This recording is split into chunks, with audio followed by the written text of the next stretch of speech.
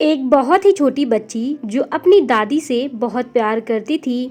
वो लगभग 5 ईयर की थी। दादी के पास सोना, खाना, बैठना सब करती थी। उसकी माँ को ये पसंद नहीं था क्योंकि फिर वो पढ़ाई नहीं करती थी। वो अपने माँ पापा की एक भी बात नहीं सुनती थी। इन सब से तंग आकर उसकी माँ ने ज़बरदस्ती दादी को वृद्ध आश्रम छुड़वा देती है। उसकी बेटी बहुत रोती है।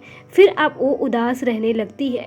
उसके माँ पापा ने सोचा कि इसे कहीं घुमा कर लाते हैं। वो एक छोटा सा ट्रिप प्लान करते हैं और एक मेले में घूमने के लिए जाते हैं। मेले में इतनी भीड़ थी, वहाँ वो घूम रहे थे।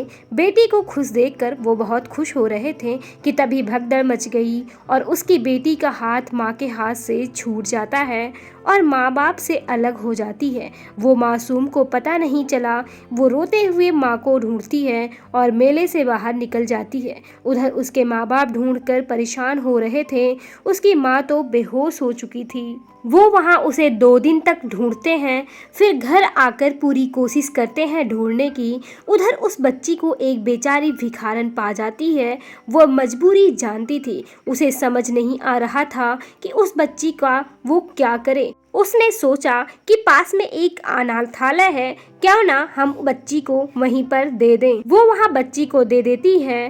अब धीरे धीरे समय बीत रहा था। बच्ची बड़ी हो रही थी। उधर उसके माता पिता भी डेली सो नहीं पाते थे। उसके पापा चाहते थे कि माँ को घर ले आए, लेकिन उसकी पत्नी अपनी बेटी खोने का सारा इल्जाम बूढ़ी दादी पर डाल देती थी। अब समय बीत चुका था।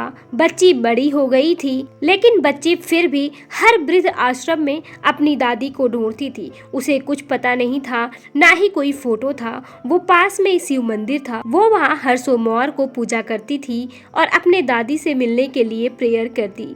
वो बड़ी हो गई थी। एक दिन ऐसे मार्केट से आ रही थी एक बूढ़ी दादी जिनका एक हाथ टूटा था। वो रोड क्रॉस कर रही थी, लेकिन एक बाइक वाला उन्हें टक्कर मारकर चला जाता है।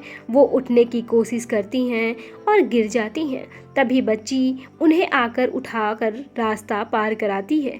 बूढ़ी दादी ने उसको बहुत ही आशीर्वाद दिया और फिर उसे जाने को कहती हैं। लड़की बोलती है, दादी आपकी तरह मेरा भी कोई नहीं है, कहाँ जाऊं। दादी फिर भी उसे जाने को कहती हैं क्योंकि शाम हो गई थी। फिर दादी ने बोला, चलो मैं छोड़ आती हूँ, ज्यादा दूर नहीं रहती। वो चलते हुए दादी को अपनी सारी कहानी बताती है जो आज तक उसके साथ हुई थी। बूढ़ी दादी ये सुनकर बैठ जाती हैं और पूछती हैं, बेटा तुम्हारे पापा का क्या नाम था।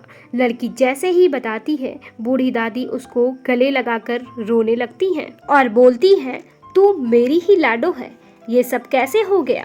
लड़की रोकर भोलेनाथ का शुक्रिया करती है, लेकिन लड़की को घर गांव कुछ पता नहीं था। उसकी बूढ़ी दादी जो चल भी नहीं पा रही थी, वो उसे गांव ले जाती है। जैसे ही उसकी माँ ने उसकी दादी को देखा, वो गालियां देने लगती हैं कि क्यों आई हो, मेरी एक ही औलाद थी जो तुम खा गई, अब क्या लेने आई हो।